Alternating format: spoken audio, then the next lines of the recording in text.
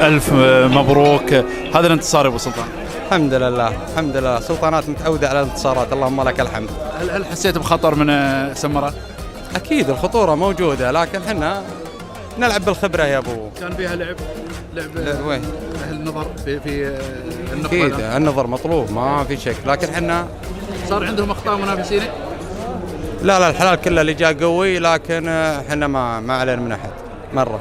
طيب كان في تصريحات سابقة من بن سمار نعم كلها يعني نقدر نقول انه كان ضامن الفوز، انت ايش تقول؟ لا بن سمار لأنه شخص جديد ما بغيت اني اصادمه، ودي اني افتح شهيته لين النخبة، ما بغيت اصدمه من اول شيء يعني. هلا لين النخبة بالعكس يطلع مبسوط والله يوفق ابو حامد. طيب الحين انت قفلت على النخبة، هل بالمفتاح او بريموت بن سمار؟ لا مفتاح الريموت لقيته خربان انا.